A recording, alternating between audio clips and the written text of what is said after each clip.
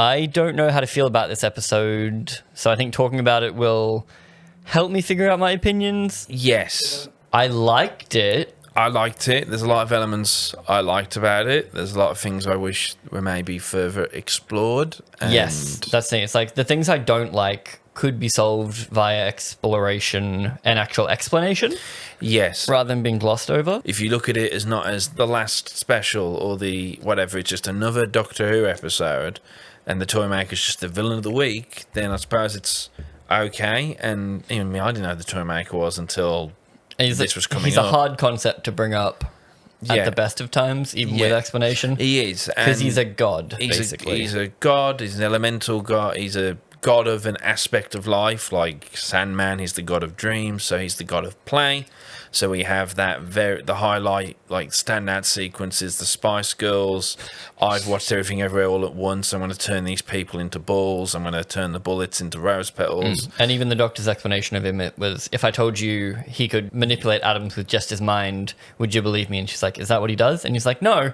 But like that's the best explanation he can come up with, apart from he just can. He just can. And so when you've got someone of like the Dr. Manhattan level of power, you have to make their character be restrained. Or so with Dr. Manhattan, he's an uninterested person who doesn't care to interact with the world. And so with this guy, it's hard because he's a trickster, jokester type character. But he is beholden to the rules of game. Of play. Yeah. Yeah, but wrestling with him as far as a character goes makes the episode, for me, less interesting than the way they actually handle the last 20 minutes. And I think it's almost exactly the last 20 minutes. The last 20 minutes is why we came here, like in every regeneration episode, just waiting for that the Matt Smith minute to happen. And I do that every time. Well, that's why usually they wrap up the story before they do it, whereas here...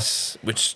Ncuti does help wrap up the villain of the story. Which would have confused a lot of people when it was happening, yes, because I imagine most people going into this were expecting the problem solved, but in order for the problem to be solved, the Doctor's had to sacrifice his life, his regeneration. And then you get a Ncuti stinger. Then you get a Ncuti stinger, and you're like, oh... And in this, we had something a little bit different, and that you and I knew about because of the various leaks and theories that came out. So I was already going one leak that was wrong, ready. One leak that was right, pretty much bang on, and also the leak kind of explains things better than the show does. Yeah, Toymaker's declared that he wants to fight another version of the Doctor. He's played the game with the OG, he's played the game with this one, and now he wants a third one. So he lasers him. And the Doctor, number 10... Russell has allowed him to accept his regeneration because maybe, I know he decided it, or maybe there was just a contingent on the internet who were really annoyed that the 10th Doctor sees regeneration as death and really a Time Lord to just accept maybe that's why he's the 14th instead of the 10th as well. He's grown somewhat. So he's grown, he's taken the life lessons, and there's a whole angle of having this be David, not only because, shit, we need to get people interested in the property again and the 60th special, but it's also whether it was intentional or not, since Disney... I have heard that maybe Disney wants movie specials with David because they can pop them out whenever they need to and they can work around his schedule. And David has talked in the past about how he wished he could just do the odd special every now and again. And he loves money, which helps. He loves it, and why not? I completely get it. Like, but I hate it. Yeah, like David to the Doctor is Hugh Jackman to Wolverine. He's probably always just going to find a way to come back. So, but instead of regenerating and accepting his regeneration, which he finally does. Yes, I like the Allons-y because Allons-y is French for let's go. Yeah. Whereas his last words are, I don't want to go. Yeah. Or I don't want to go. Yes. And then his actual last words, much later, are, I'm happy, or whatever it is. Like. Yeah. So, but the way RTD has explained it is like, the Doctor is the Doctor still. So Ncuti is the new Doctor, but David is still... David's Doctor, and it seems like he's still going to be able to regenerate. But, but how does that man regenerate? No, it's but they so muddy confusing. They muddy it because of what, unfortunately, we know of the leaks, and it just feels like when he wrote it, he thought one thing. When he filmed it, he thought one thing. When he edited, he thought one thing. When he sat down in the commentary with David Tennant, which is only available on the BBC iPlayer in the UK, he's thought a different thing. Only even mentioned in the podcast. Only even mentioned in the podcast. So you have to watch the podcast to know. If you're outside of the UK, you have to watch the podcast to know there's a commentary, and then they explain what he said. You can only find the commentary if you live in the UK, which is not available on Disney Plus here for us. But when he regenerates, we're going back to that point. it pulls out. Ncuti is immediately happy and enthralled, and just is basically his version of the Doctor, which, as a fan, my favourite bit of Regeneration is them being a little bit silly. You like them, and yeah. Moffat was a big fan of that, because I remember, because it's locked in, one of those things that's locked in the behind the scenes of 11th Hour. He said he always really wants to like explore what's it's like post-regeneration, because David was just in a bed for this whole episode. Another thing, a lot of them sleep, like way too many of the Doctors sleep for their first day. Sleep it off. I think Paul McGann kind of went with it, like he was slowly remembering, which is fun. Paul McGann gets it done pretty well. I like the third Doctor's, the way basically he sleeps for the first bit, then wakes up halfway through, karate chops a guy, takes his clothes, and then drives off. And he's like, what the fuck is happening? There, man. Yeah, Bring me the Brigadier. You don't want a passive Doctor in their first episode. You want someone active, but you still need him kooky. And then Tom Baker just continued the kookiness. Capaldi's kind of kooky. But Matt Smith, in his, pretty much nails the highlight. He nails the whole, like, not quite the Doctor yet, still figuring himself out from then on. Like, the opening 15 minutes of 11th Hour is some of my... It's my favourite thing about Regeneration, because we get to discover this Doctor along with the characters around them. Yeah. So I was really interested to see what a Ncuti from the get-go, that I always think it's a part of the role of the Doctor. I want to see you Regeneration. I want to see you then settled, and I want to see you accepting your big final farewell speech. Are they going to keep that as in Ruby Road as well? Well, I think Ruby Road's just going to be, he's been the Doctor for a while and he's off and he's settled. Yeah, strange. It is strange because, so... More of a reset, but... Well, that's what this ultimately is. Catch. Okay, so they fight the Toymaker with a very simple game. The Toymaker loses simply because he lost, fair and square. They play... Well, not even because they play catch. But they use his rules against him. Now it's 2-on-1 because we're both the Doctor, so we're allowed to do this. Well, they do it very strangely. It looks super fun in the behind the scenes. Looks like they had a blast. Like, they're diving on mats, they're doing flips, they're on trampolines. Like, it looked like it was a blaster film. But when you watch it, it's all close-ups of people going, oh, cool. Yeah. And then it's that over and over. They're barely even in it shots. I was there going... And it goes on for a while. I was there going, are they shooting around the fact that neither of these guys were available on the same day? But you've seen the BTS, but they were all there. They were all there. They could have done anything. There was drone shots. They had, like, jib arms. They had a rig that... they had a motion control rig, so it can do the same thing over and over. But all they ended up being was something that you could do with a single camera in your garden. Yep. It encapsulates the episode of, like... Messy isn't the right word, but disjointed. Needed 2 or 3 episodes. The stakes don't hold up. Like, the Toymaker comes into the unit HQ. He kills 2 NPCs by turning them to balls. But apart from that, he doesn't really do anything apart from the fact that he's unstoppable. Yeah, like, his ability is he can do literally anything at all and is unstoppable. But and you can only tone down with a game. Yeah. So outside of a game, he can do whatever he wants. And it's... And but he has to accept... He does kill people. And he has to accept any game put to him. So if he appears, you go, game time, and he has to do it. It's the only way to do anything, which isn't overly exciting. No. Whereas giving Neil Patrick Harris a big musical number was hilarious, and I loved it. Yes. It kind of felt like he should have been actually singing rather than just lip syncing. But yeah. But then it's funny how so many elements of the master storyline have echoed in here. Like, the giggle is very consistent of the knock, and then the whole, here come the drums, like, hey, that whole sequence he had, now it's kind of here again. It's just RTD, maybe. It's RTD just bringing back old things that he likes. I saw one thing. It's RTD back on his bullshit, and I love it. And it's like, I guess, it's like, this really is just him, whether you like it or not. Exactly, and if Moffat came back, you'd have a lot of, like, twist on twist, oh, aren't I clever type stuff.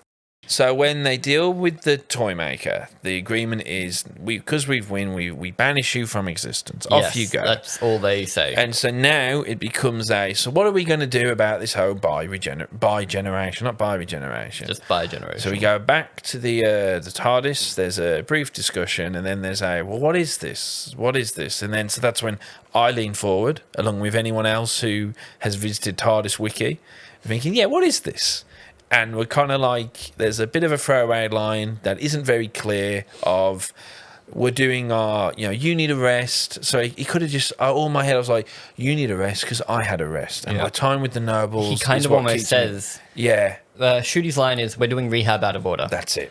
And that to me means that at one point, David is going to regenerate, but instead of turning into anyone, he just fades away. And then all of that energy goes back in time and goes back into David and then pops out Ncuti. It annoys me so much because... But they never say that. I'm not a professional writer. I'm nowhere near Russell's level of competence and creativity. But I was like, why isn't it just as... He shoots out of David and goes, it's the Toymaker. He's messing with everything. He's even messing with regeneration. I'm you from 100 years from now. And I've been shot. I've been displaced and put into you, sir. And well, that's it. They allude to it with the rehab out of order line. But then they don't touch on it anymore. I think they maybe filmed some lines that have been cut away. Because then in the commentary... Russell seems to go back on that and say that whatever the Toymaker did, which really he didn't do anything, fired down the line. And every single regeneration ever has been a bigeneration. And the Toymaker has never clearly, he never clearly did anything to the Doctor. He shot him with a laser that is an Earth weapon. Yes, that would have just made him. Yeah, like you could have just had him go, why one Doctor? Why not two? And then he just. It leaves me wishing that it could have been made clearer because ultimately. It's a bit of we've brought David back for 3 specials. So maybe they were thinking it's kind of dumb to have David come back, have about 16 hours of life, and then become... Because before this happened, I thought it was the Toymaker is messing with the regenerations and that it will be revealed in this episode that, oh, no, Doctor, you are, whatever. Yeah, and they talk about his body did this to himself because he's tired. And he wants to show that he is tired. Yes. But instead of actually getting an old, tired Doctor, they just get the most popular one. Yeah, they just get the most popular one. So they're riding around the real reason. Yeah, it felt like a horse before the cart. We need to bring David back to get the audience back, and we'll figure out the reasons why later. Yeah. And which, again, I'm good with David being back, but the whole... I don't think it was as smooth of a Passover as they thought it would be. Because you leave the episode... still feeling like David's the Doctor because they just don't fucking commit and let him have the TARDIS. They have the option of, if Ncuti shoots off in the TARDIS, then David has to stay on Earth. And David then accepts it. He gets to relax and he actually has a rehab of, I don't know, 10 years. And they can timey-wimey and say, and Ncuti just goes, when you will regenerate, you will regenerate into me. Yes. So and then, back then, timey-wimey. Yeah, timey-wimey, and they high-five over wibbly-wobbly timey-wimey. The way, it's a weird way to handle it because it gives the Not My Doctors a hill to die on. And they can just pretend that David is the real Doctor and David's, because he's still got a TARDIS. They smack the TARDIS with the Toymaker's mallet. For some reason, he says he calls him honey, which felt strange. Because in the leak, it's meant to be that Ncuti's Doctor didn't get his wish. That David gets his wish of getting rid of the Toymaker, but Ncuti doesn't get his wish. So it could have just been when I didn't have my wish. My wish is a new TARDIS. Yeah, but giving David access to a new TARDIS also lets him go on adventures, and they show in the epilogue that he takes Rose to Mars. What's to stop this Doctor getting into more scrapes?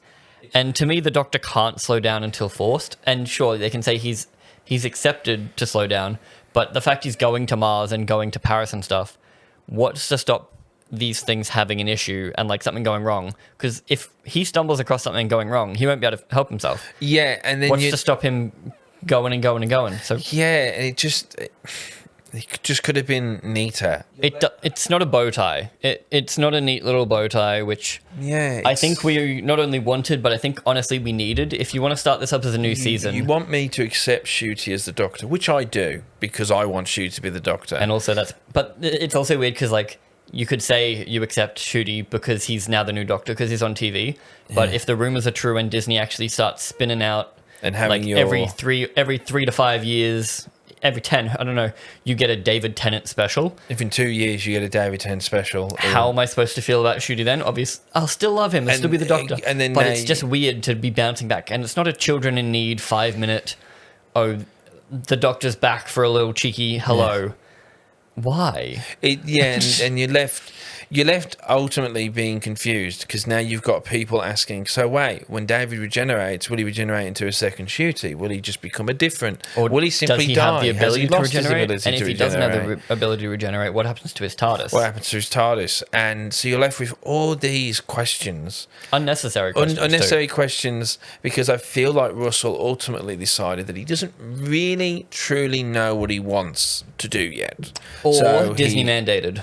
Disney. That's the two options. It was Russell can't put down his old toy, which is why he made a Metacrisis Doctor in the first place. So that even after he killed him, he had just one. can't let go of Dave. But then, as they've jokingly said, and it is a joke in the commentary, that Sylvester McCoy is now sitting in a morgue somewhere.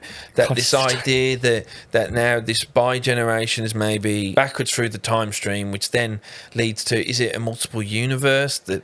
Oh no, it's meant to be that the Doctor dies. So if the Doctor now just bi-generates, then the old version gets to continue on because the bi-generation healed. Like, that's got to fuck with time. It messes up everything. And also, we didn't see that. They're saying the specials, those old, how the Doctors are old now, that canonizes explains them. that away. But they're just fun specials. They're just fun specials. Like they're like Red Nose Day, baby. When Moffat had David Tennant in the Time Crash one, remember when he goes, oh, you're looking a bit older. Oh, that's probably me because I've shortened out because we're together. I've sped you up. Right. You know, he has that throwaway Came line. up with a fun line. Yeah, he has a which throwaway I prefer line. to Yeah, exactly. And that's how I've always taken it.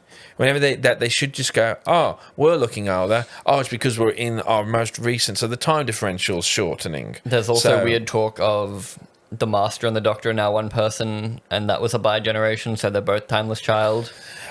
Honestly, the bi-generation now, it almost feels like Russell has thrown in, because this is something as big as the Timeless Child.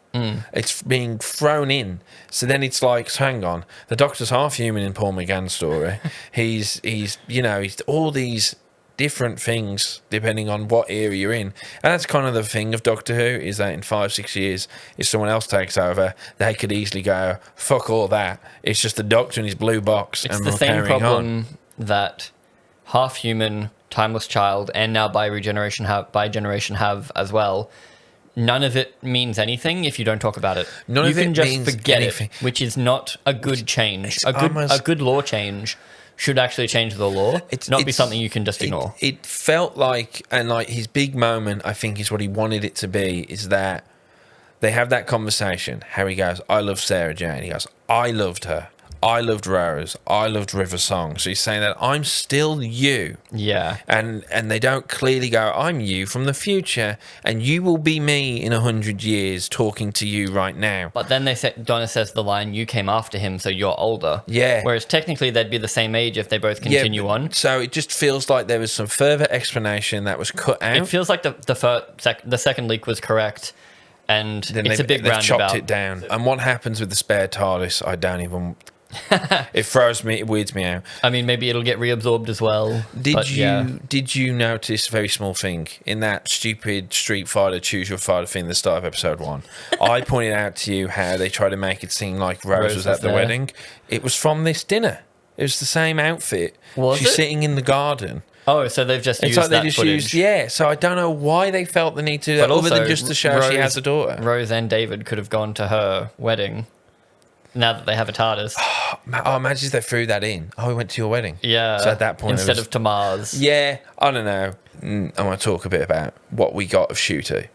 I think it's fun that he was in pants and shoes, and the idea that David... They took half the outfit, so David's got no jocks on. He's going commando. He had an undershirt. Now he has the overshirt. I think it was How do you think that combo went down, though? They're like, all right, which one of you wants your legs out? Yeah. And David's like... I don't want my legs out. Let the hotter one get his leg. Let the... Yeah, the younger one. Yeah, let the 29-year-old... I don't know. He's 31. He's almost a year older than me to the day. That's crazy. Yeah, because... Yeah, thanks. Yeah, I'm 29. I more mean like, we're now the same age as the Doctor. It's no longer we've grown up with the Doctor. I remember a guy talking about that when Matt Smith, he was like, I'm older than the Doctor now. I can still say I'm still... For now, at every start point, I've been younger than the Doctor. 5 years you won't be. 5 years I won't be, but I can still say I'm still younger than the Doctor.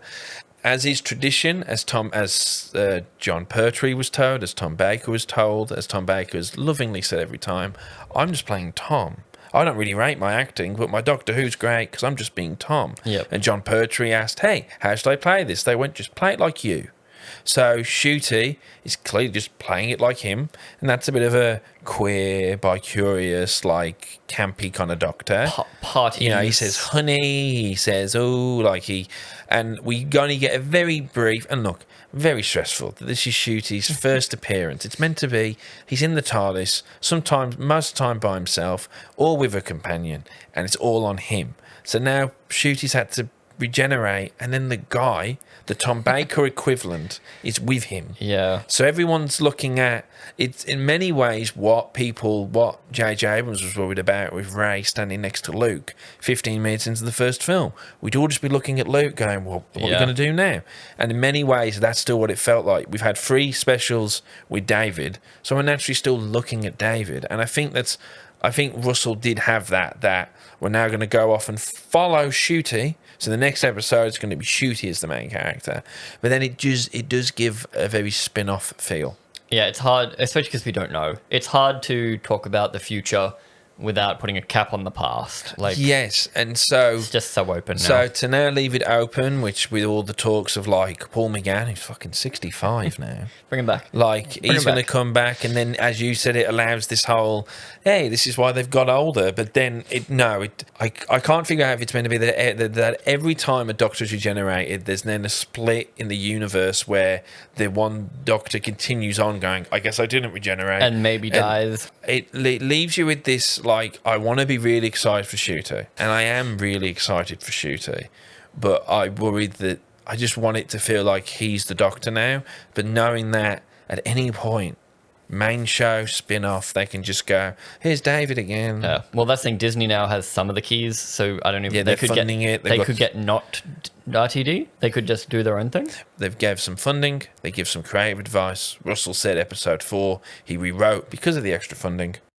I think you just go with that. He was David. He's regenerated. He's now been brought back, and it's just timey-wimey nonsense. And I think if Russell actually calms down, he'll just have to explain that eventually. It is like that. It's Russell, calm down a little bit. Calm down a little bit. Keep you because just a little bit. And we will just ignore the fact that there's 2 TARDISes. Like we ignore Paul loop it around. McGann's. Give me a throwaway line. I merged back with the old TARDIS. I just went back. We merged back halfway together. through Ncuti's season. He's just like, oh, David just caught up. Like, yeah. whoa. Oh, the Toymaker's magic faded away, and the original TARDIS faded out. Not mine. Yeah. Anyway, let's say I don't care too much, but I'd like more closure than this episode gave. Yeah, and I think it's just a bit of a somewhat messy farewell to this era, saying goodbye to its most famous face, and now we go on to the new, I guess, Disney era. Disney Who is what we'll call it, even though it's not technically Disney Who. We'll see what Disney mandates bring, because remember, Obi-Wan Kenobi was supposed to be about Obi-Wan in a cave. Was it originally that? That's why they got Deborah Chow, because she directed some of the best Better Call Saul episodes. It was originally just going to be him just... Well, not just him in a cave, but it was going to be very small scale, problems. Man dealing with demons, because you need to get from that to Alec Guinness, and it was going to be incredible. Deborah Chow got on, and then they turned it into whatever the fuck Obi-Wan was. Yeah, so he seems poised to be the person owning the space. Yeah. And I think he's very capable of going dark and serious, being light and funny. And yeah, I really just want to see a whole episode with him. And I love his fucking outfit. And I love that we get to in 3 weeks. 2 weeks. Christmas Day.